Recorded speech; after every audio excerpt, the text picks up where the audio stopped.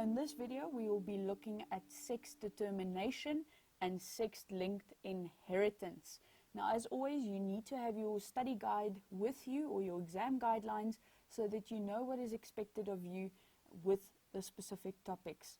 Now, in sex determination, you need to know that 22 pairs of chromosomes in humans are known as the autosomes, so the first 22 pairs, and then the 23rd pair are known as the sex chromosomes or the gonosomes. You also need to know that males have XY chromosomes and that females have XX chromosomes. You need to be able to use a karyotype to differentiate whether it is a male or a female karyotype, and then also be able to differentiate between gonosomes and the autosomes. Now, this should not be strange to you, since we have done this work and have discussed it to a certain extent when looking at human reproduction. Then you also need to be able to use a genetic cross to show inheritance of sex, and this is a very simple monohybrid cross, just with a slight change in how we write the alleles, but we'll look at that in just a bit. So, karyotypes or a karyogram, it just shows the chromosomes of one individual, and they are chromosome pair number 1 up until 23. Now, they are arranged from big up until small, so up until chromosome pair number 22. So 1 up until 22 are known as the autosomes, and then chromosome pair number 23 are known as the gonosomes. These chromosomes are also arranged in homologous pairs, so you get a chromosome from your dad and a chromosome from your mom, and then the same type of chromosomes align and find each other during meiosis. So just in case you don't know what these symbols are, this is the symbol used for a male, and this is the symbol used for a female. So next time if you need to use the bathroom and they have these symbols, you'll know which bathroom to walk into. Looking at chromosome pair number 23, remember it is the gonosomes, so it will determine sex, and in this case this is the karyotype of a male, because males have XY chromosomes and the Y chromosome is a very small short chromosome, and that's how we know that. Looking at the diagram on the right, they've given you either or situation here, where they tell you that females are XX, so in that case the chromosomes are of equal length and size and shape, and then XY is the male, and then you can clearly see a size difference between the two chromosomes. What else can we tell from a karyotype, or what can we read from it? Usually we look at chromosome pair number 21, and if there's anything strange or abnormalities occurring there, you should see it. And what we look for at chromosome pair number 21 is for a feature of trisomy 21, which means that there is a third chromosome at spot number 21. Tri means 3, and then 21 is obviously the position. So the thing that I teach my learners is that the first thing that they do when they get a karyotype is just to scan through it and see if they pick up any abnormalities to know what to do. So let's carry on. Very important, just to make sure everybody remembers this, is that the father determines the gender of the child. So when we look at a female and a male, remember that the gametes will be carrying either one of these chromosomes. So let's say with a female, it's always going to be an X chromosome that is given to the offspring, whereas with the male, the gamete, so the sperm cell, can either be carrying a Y chromosome or an X chromosome. So let's say that the X chromosome of the male fuses with the X chromosome, let's say that the sperm cell carrying the X chromosome fuses with the egg cell with an X chromosome, you'll get XX, which is a female. Let's say that the X chromosome, so the ovum, is fused with a sperm cell carrying a Y chromosome, then the offspring will become XY, meaning that it is a male. I've given you this nice little diagram over here so you can see the size difference between an X and a Y chromosome. So the X chromosome is this one over here, and then this is the Y chromosome. So the big reason they call it a Y chromosome, because it actually has the shape of an X chromosome, is because of these short legs over here. So in actual fact, this X chromosome looks something like that. Those legs or arms, the chromatids, are so short and close together that it kind of looks like an upside down Y in this case, if you would look at it. It could also look like an upright Y, but just so you know where that comes from. So, using a genetic cross to calculate the percentage chance offspring have of being male or female. Once again, genetic cross, very simple. We always need to start with P1 and then the phenotype. So in this case, we're going to have a female crossing with a male, and then you get the genotype. And this is where the difference comes in of writing the alleles as compared to other monohybrid crosses. So females, XX, and males, let's make that crossing with a male, which is XY. So then, what's the next step? We go into meiosis to produce the gametes. So remember to separate your gametes, and then fertilization can occur. So female and then the male. Remember, going down, you've got the X chromosomes, and then going to the side. So this X chromosome will go over there and over here, and then the Y chromosome will be on this side. So this just tells you the probability or the percentage chance. We can now read it from here. So F1, remember F stands for filial, another word for the offspring. I like to write genotype first because that is what you're working with here. So you have got 2XX and 2XY. So 1, 2, let's use a different color, 1, 2. Okay. Then we're going to give the phenotype, and this is where we will give the percentage. So 2XX and 2, sorry, I made a mistake there. Sorry, 2 female and 2 male. So the percentage there would be 50-50 of either being a male or a female. Remember, this is not now for all your, let's say you are 4 siblings, then you will be 2 girls and you will be 2 boys. No, that is not the case.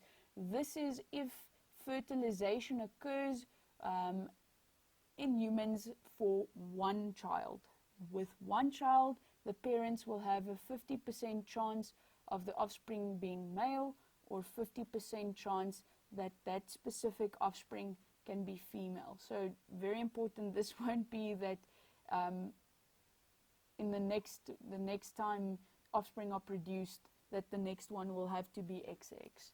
No, this is just the percentage chance of that one specific offspring. So before you were born, when fertilization occurred, there was a 50% chance that you could have been a boy, or a 50% chance that you could have been a girl. So just another application-wise question here. Ross and Rachel have 4 daughters. Yes, I like Friends a lot. What are their chances of having a girl during the 5th pregnancy? Now remember, once again, this is for all pregnancies. This probability will stay the same. So the answer is B, 50% chance that their next pregnancy will be a girl. That brings us to sex-linked inheritance now. So what do you need to know there? You need to know that sex-linked alleles and you get sex-linked disorders, and then you need to know the types of sex-linked disorders, and the 2 that you need to know is hemophilia and colorblindness. We'll look at those individually now.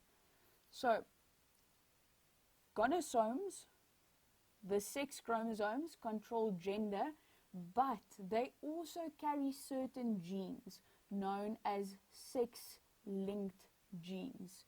The Y chromosomes carry very little genes because of the size of the Y chromosome. It's very small, so basically the genes that it carries here is for male sexual characteristics and so forth. This means that the X chromosome carries more genes and thus is also the carrier of most sex-linked disorders.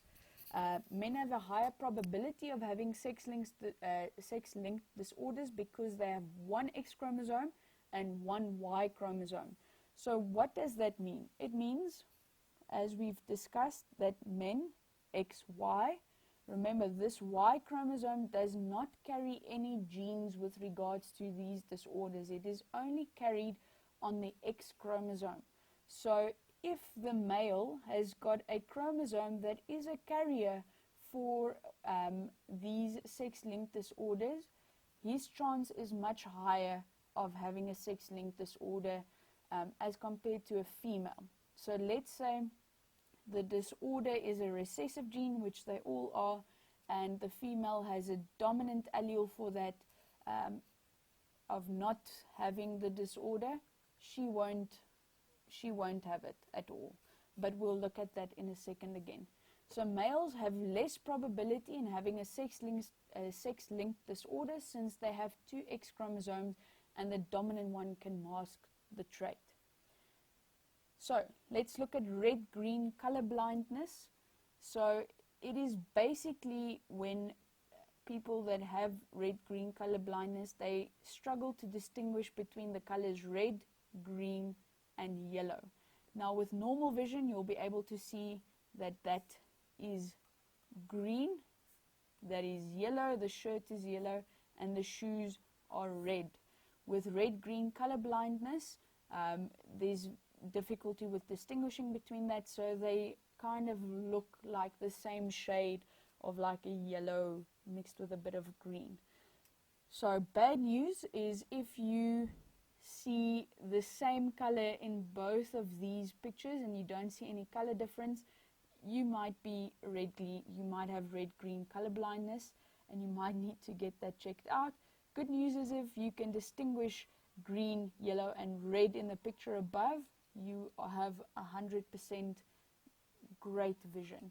So where does red-green color blindness come in? It's just an abnormality of the cone cells in your retina. So when we do vision or the eye a bit later on in the syllabus, you will learn that you've got rod cells in your eyes and cone cells. Now the cone, C, is for color vision and the rod cells are for like black and white vision. If you look at lions, for example, that have very good night vision, they've got more rod cells than they have cone cells to enable them to see better at night. Where with us humans, we can distinguish many colors, so we've got more cone cells in our eyes.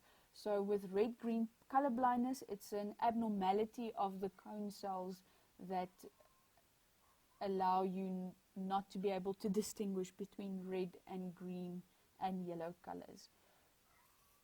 we'll look at some examples of red-green color blindness, how they can ask questions at the end of this video. Then hemophilia. So if you don't know what hemophilia is, it is when the blood of a person does not clot properly to stop bleeding. So this is very dangerous. So if somebody with hemophilia gets like a small cut, their blood does not clot, so it means that they will bleed for very long. And if it's a very serious injury, those people can eventually bleed out and die. Now you need to know how to write the alleles for hemophilia. Remember, they are sex-linked, so as soon as you see the word sex-linked in your question paper, you know that you're going to work with female and male, and then we'll be adding alleles onto these chromosomes in order for us to distinguish between that. So how do we write hemophilia? The alleles for hemophilia, so if somebody that has normal blood, so normal blood clotting allele, let's write that down.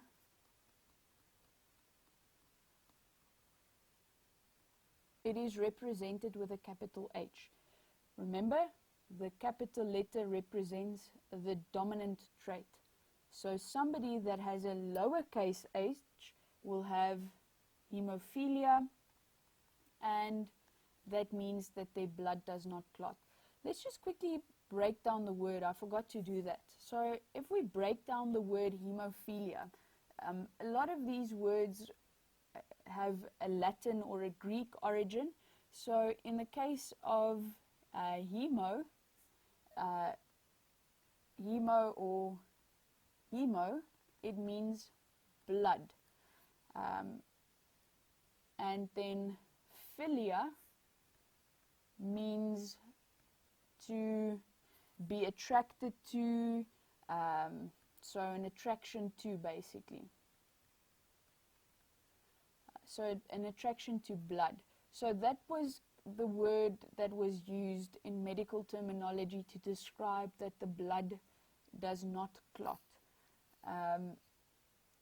Medical terminology is a very interesting subject. If you ever do a BSc degree, if you want to study veterinary sciences or medicine, you will most likely have a subject called medical terminology, and it just shows you how to break down these words, because there are a lot of prefixes and suffixes and then core base words that you will use in the medical profession to describe certain things. Okay, so getting back here, so if you have a capital H, that means it's the normal blood clotting allele. If it's a lowercase h, it means the person has hemophilia and that their blood does not clot. So how would you represent this using males and female chromosomes? So you would write for a female, so let's say it looked like that. Then it would be a female that has normal blood clotting, clotting ability of the blood, because the dominant allele there is for normal blood clotting, but she is a carrier of the recessive gene for hemophilia. So if she reproduces one day, she could pass on that recessive gene to the offspring. So if the female is, for example, this, she would definitely be a carrier of hemophilia and would pass that on to the children. Or it could look like this. So this is two dominant alleles for normal clotting. Now, how would you represent this in males? Because the Y chromosome does not carry any alleles. So if a male had that, he would have normal clotting abilities. But if the male were to have a lowercase h, he would be a hemophiliac. I think you use the word hemophiliac to describe somebody with hemophilia. And that is also why men have a larger probability of having a sex-linked disorder, is because they only have one of those X chromosomes. So in this case, where this poor fellow is a carrier, he only has that one X chromosome, whereas if that happened with a female, she still had a second chromosome that could have the dominant trait of having normal blood clotting ability, so then she would not have hemophilia. I hope you understand that. I think that is all on this page that I wanted to show you.